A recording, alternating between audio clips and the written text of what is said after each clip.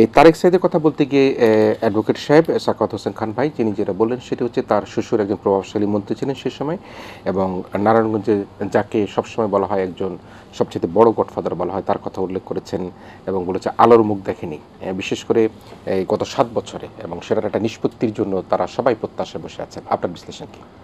শুনেন, এই নারায়ণগঞ্জের ঘটনাটা তৎকালীন সময়ে বাংলাদেশের এটা সবচেয়ে আলোচিত ঘটনা ছিল, সব বস্তু এটা নিয়ে এটা, এবং নারায়ণগঞ্জ এটা বিক্ষোভ,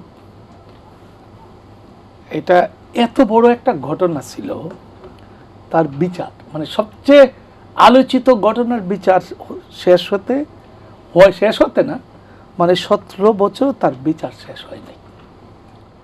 এটা বিচার বিভাগের জন্য একটা লজ্জা। অবশ্যই মানে বিলম্বে বিচারই হচ্ছে ন্যায় বিচারের পরিপন্থী। 6 বছর লাগছে শুধু নিম্ন আদালতে বিচার হইতে। আমি একটা এই যে জেলা আইনজীবী সমিতির তৎকালীন সভাপতি অ্যাডভোকেট সাখাওয়াত সাহেব, উনি তো দীর্ঘ মানে নেতৃত্ব দিয়েছেন, উনি এই মামলাটা পরিচালনা করেছেন। 1 বছর লেগেছে হাইকোর্টের ডেথ প্রেফারেন্স শেষ করতে। 1 বছর যদি হাইকোর্টের ডেথ প্রেফারেন্স শেষ করতে সময় লাগে, অ্যাপিলেট ডিভিশনে 1 বছরের মধ্যে এটা শেষ হয়ে যাওয়ার কথা ছিল। আচ্ছা, অ্যাপিলেট ডিভিশনে 7 বছর ধরে পড়ে আছে, তাই তো হিসাবে, তাই তো বলে 11, 6, 1, 4-5 বছর ধরে পড়ে আছে। এইটা আমাদের জন্য লজ্জা, এটাই আমি এই পর্যন্ত বলি। তবে আরো কয়েকটা কথা আমি ফাঁকে বলে নিই। এই যে নারায়ণগঞ্জের র্যাব 11 এটা একটা কসাইখানা ছিল। এটার আওতাধীন যেসব এলাকা ছিল, একদম আপনার বাড়ি তো লক্ষ্মীপুর, তাই না? লক্ষ্মীপুর পর্যন্ত, এই নারায়ণগঞ্জ থেকে লক্ষ্মীপুর পর্যন্ত এই র্যাব 11 কি যে কাজ করেছে। আপনি লক্ষ্মীপুরের লোক, সেই জন্য আমি লক্ষ্মীপুরের কথাই বলি। মাঝখানে লক্ষ্মীপুরের আগে লাকসাম না, আপনার একজন কলিগ সাবেক এমপি হিরু কুমিল্লা যাচ্ছিলেন সঙ্গী নিয়ে, র্যাব 11 তুলে নিয়ে গেল। আজ পর্যন্ত তার লাশ মানে তাকে পাওয়া গেল না।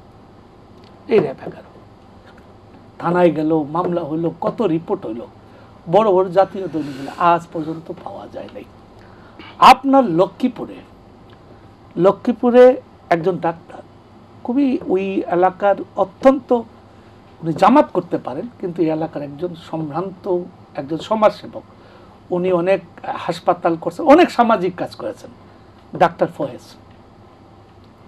তার বাসায় ভোরবেলা এই র্যাব শুধু একা যায় না, সাথে দলীয় মস্তান আওয়ামী লীগ, ছাত্রলীগ, যুবলীগ নিয়ে বাসায় গুলি করতে করতে গেছে। তারপরে ওখানে এই ঘটনার পর এলাকা থেকে কিছু বিক্ষোভ হইল। ইকবাল নামে এক লোক, সে মিছিল করে যখন আগাচ্ছে তাকে গুলি করলো। ইকবালের লাশ আজ পর্যন্ত পাওয়া যায় নাই। এই ব্যাপার। ওখানে আরেকটা বড় ঘটনা ঘটেছিল নারায়ণগঞ্জে, সেটা হইল ইয়াতে আপনার লক্ষ্মীপুরে একজন বিএনপি নেতা, সম্ভবত হাবিব বা ইকবাল,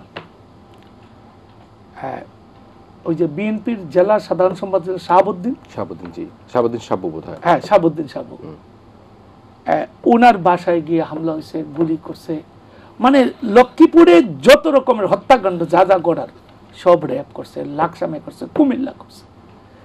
তো এইগুলা কোনোটারই বিচার হয় নাই।